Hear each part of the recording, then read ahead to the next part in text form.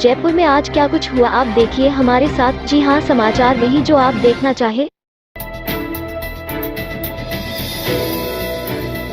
प्रदेश की 3 विधानसभा सीटों पर उपचुनाव में सहारा और सुजानगढ़ में कांग्रेस प्रत्याशियों की जीत पर पीसीसी चीफ गोविंद सिंह डोटासरा ने कार्यकर्ताओं को बधाई दी है और उनका आभार जताया है। डोटासरा ने कहा कि सुजानगढ़ और सहारा में कांग्रेस भारी अंतर से जीती। राजसमंद में कार्यकर्ताओं ने कड़ी मेहनत की और चुनाव जीतने में मामूली अंतर शेष रह गया। उपचुनाव में कांग्रेस के शानदार प्रदर्शन के लिए कांग्रेस के सभी कार्यकर्ताओं, नेताओं और पदाधिकारियों को धन्यवाद देकर उनका आभार प्रकट करता हूं। प्रदेश कांग्रेस प्रभारी अजय माकन के निर्देशन और सरकार की गुड गवर्नेंस के साथ सत्ता और संगठन ने बेहतर तालमेल रखते हुए यह ऐतिहासिक जीत दर्ज की। उपचुनावों की जीत से सरकार को ताकत मिलेगी।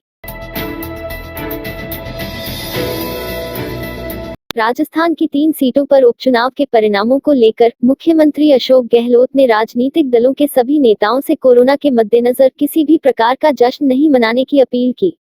गहलोत ने ट्वीट कर कहा कि आज 3 सीटों पर उपचुनाव के परिणामों को देखते हुए मेरी अपील है कि कोरोना संक्रमण के मद्देनजर किसी भी प्रकार का सेलिब्रेशन ना करें, भीड़ इकट्ठी ना करें, एकत्रित होकर या बाहर आकर पटाखे छोड़ने सहित किसी भी प्रकार का कार्यक्रम ना किया जाए। गहलोत ने कहा कि राजनीतिक दलों के नेता, कार्यकर्ता, विजेता, समर्थक सभी चुनाव परिणामों को लेकर शांतिपूर्ण तरीके से बर्ताव करें। वर्तमान में बनी हुई स्थिति को देखते हुए हम सभी का अनुशासनात्मक व्यवहार बेहद आवश्यक है। सभी संयम और अनुशासन का परिचय देकर इस संकट से बाहर आने में सहयोग करें। वैक्सीनेशन की प्रक्रिया को जल्दी पूरा करने के लिए निवर्तमान जिला कांग्रेस महामंत्री विमल यादव ने राज्य सरकार को घर घर जाकर वैक्सीन लगाने का सुझाव दिया है। जिला कांग्रेस के निवर्तमान महामंत्री एवं प्रवक्ता विमल यादव ने कहा कि जब सरकार ने यह फैसला ले ही लिया है कि 18 साल से ऊपर के सभी व्यक्तियों को वैक्सीन लगाई जाएगी, ऐसे में सरकारी और प्राइवेट अस्पतालों में बढ़ती हुई भीड़ को देखते हुए इस व्यवस्था को और अधिक कारगर बनाया जा सकता है। विमल यादव ने मुख्यमंत्री अशोक गहलोत एवं चिकित्सा मंत्री रघु शर्मा से मांग की है कि जिस प्रकार मतदाता सूची के लिए सरकारी टीम घर घर जाकर सत्यापन करती है, पोलियो टीकाकरण के दौरान घर घर जाकर पोलियो की खुराक पिलाती है, ठीक उसी तरह कोरोना वैक्सीन भी घर घर जाकर लगाई जाए। मुख्यमंत्री अशोक गहलोत के जन्मदिवस पर सोमवार को प्रदेश कांग्रेस सेवादल की तरफ सेवादल मुख्यालय में रक्तदान शिविर आयोजित होगा। शिविर में आए रक्त का उपयोग कोविड मरीजों के लिए होगा। प्रदेश कांग्रेस सेवादल अध्यक्ष हेम सिंह शेखावत ने बताया कि मुख्यमंत्री अशोक गहलोत वर्तमान में कोरोना संक्रमण से पीड़ित हैं।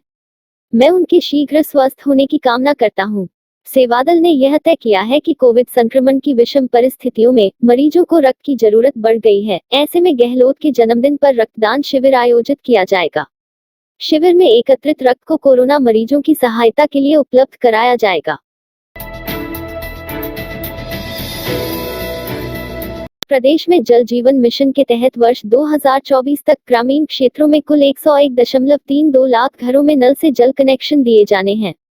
इनमें से पिछले वित्तीय वर्ष की समाप्ति तक 19,57,183 हर घर नल कनेक्शन दिए जा चुके हैं।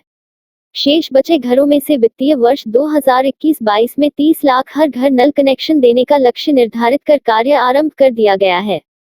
इसके लिए राज्य स्तरीय योजना स्वीकृति समिति के माध्यम से 24,000 गांवों में 63 लाख हर घर नल कनेक्शन देने के लिए प्रशासनिक एवं वित्तीय स्वीकृतियां जारी की जा चुकी है। जलदाय विभाग के अतिरिक्त मुख्य सचिव सुधांश पंत ने बताया कि प्रदेश में इसके अलावा शेष रहे घरों में नल कनेक्शन की स्वीकृतियां शीघ्रता से जारी करने के लिए सभी जिलों में प्रस्ताव तैयार किए जा रहे हैं। राजस्थान राज्य पथ परिवहन निगम प्रबंधन की ओर से कोविड की दूसरी लहर में सुरक्षित यात्रा के लिए बस की अनुबंध दरों में 1 मई से 30 जून तक 10% की छूट दी गई है। सीएमडी राजेश्वर सिंह ने बताया कि कोविड की दूसरी लहर में सुरक्षित यात्रा के लिए बस अनुबंध पर लेने की दरों में 1 मई से 30 जून तक 10% की छूट देने का निर्णय लिया गया है। राजस्थान रोडवेज की साधारण व एक्सप्रेस बस न्यूनतम 12 घंटे से कितने भी समय के लिए अनुबंध पर ली जा सकती है। अनुबंध पर देने वाले व्यक्ति को राज्य सरकार की ओर से जारी मानक संचालन प्रक्रिया की पालना करनी होगी।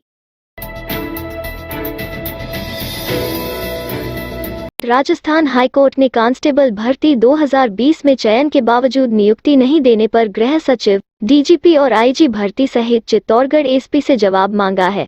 न्यायाधीश एसपी शर्मा ने यह आदेश अभिषेक की याचिका पर दिए। याचिका में बताया कि आरक्षित वर्ग के याचिकाकर्ता के लिखित परीक्षा में सामान्य वर्ग से अधिक अंक आने के चलते इसे सामान्य वर्ग में शामिल कर दक्षता परीक्षा ली गई। याचिकाकर्ता ने दक्षता परीक्षा और लिखित परीक्षा के कुल अर्जित अंक सामान्य वर्ग से कम हासिल किए, जिसके चलते उसे चयन से वंचित कर दिया गया। याचिका में कहा गया कि अंकों के आधार पर उसे आरक्षित वर्ग में शामिल कर नियुक्ति देनी चाहिए थी। इसके अलावा राज्य सरकार ने भूतपूर्व सैनिकों को भी तय पदों से अधिक शामिल कर लिया। बीजेपी प्रदेशाध्यक्ष सतीश पूनिया ने प्रदेश में 3 विधानसभा सीटों के उपचुनाव के नतीजों पर कहा कि प्रतिकूल परिस्थितियों में भाजपा के कार्यकर्ताओं ने अथक परिश्रम किया है और राजसमंद में पार्टी की जीत को बरकरार रखा है और कांग्रेस की जीत के मंसूबों को सफल नहीं होने दिया। पूनिया ने कहा कि हार जीत राजनीति का एक पहलू है। पहले भी परिणाम हमारे पक्ष या प्रतिकूल आते रहे हैं। जीत हमें और अच्छा काम करने की चुनौती देती है और पराजय सीख देती है। हम दोनों ही विधानसभा में हार की समीक्षा करेंगे, पूरे मनोबल और आत्मविश्वास के साथ आगे बढ़ेंगे और जो कमियां रही हैं उनको दूर करेंगे। संकल्प के साथ जनता की सेवा करते रहेंगे। सभी मतदाताओं का आभार और तमाम नेताओं एवं कार्यकर्ताओं को परिश्रम के लिए धन्यवाद। मुख्यमंत्री अशोक गहलोत ने कोविड वैश्विक महामारी के प्रकोप के कारण 3 मई को अपना जन्मदिन नहीं मनाने का निर्णय किया है। गहलोत ने कहा कि देश प्रदेश में कोविड की बनी हुई परिस्थिति से हम सभी अवगत हैं। कोरोना संक्रमण की बढ़ती रफ्तार के कारण पूरा प्रदेश मुश्किल दौर से गुजर रहा है। वैश्विक महामारी के प्रकोप के कारण 3 मई को जन्मदिन नहीं मनाने का निर्णय किया है। राजस्थान की जनता ने मुझे हमेशा ही भरपूर स्नेह और आशीर्वाद दिया है। यही मेरी पूंजी है। जिनके परिजन इस घातक कोरोना के शिकार हुए हैं, उनके प्रति संवेदना व्यक्त करने के लिए मेरे पास शब्द नहीं हैं। संकट की घड़ी में मैं स्वयं एवं पूरी राज्य सरकार जनता के साथ खड़ी है।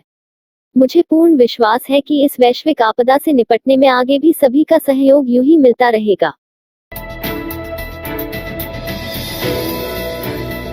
मुख्यमंत्री अशोक गहलोत ने सहाड़ा विधानसभा से कांग्रेस उम्मीदवार गायत्री देवी एवं सुजानगढ़ विधानसभा से मनोज मेघवाल को विजयी होने पर हार्दिक बधाई एवं शुभकामनाएं दी है।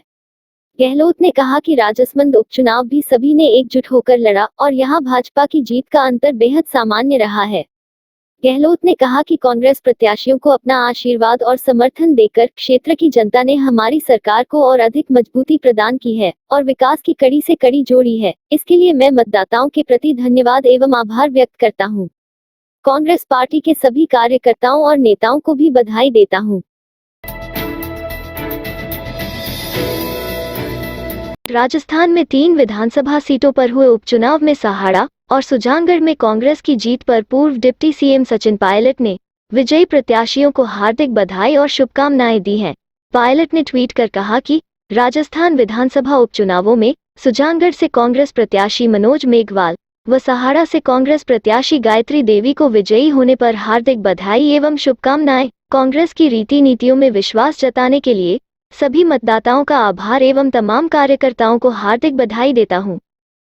इस रात की सुबह नहीं होती जब तक हाथ में उसकी गर्माहट नहीं होती। चाय का प्याला, अखबार साथ पुराना है, मिट्टी से जोड़ता है। खबरों की खुशबू से सारा घर महकता है। हर रंग में ढला कहानियों से किस्सों तक ले जाता है बेरोक टोक। देश के हर हिस्से तक ये हकीकत का आईना है। ख्वाबों को सच करके दिखाता है।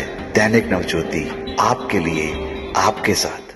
ये थे आज के मुख्य समाचार। विस्तार से जानने के लिए पढ़ते रहिए दैनिक नवज्योति।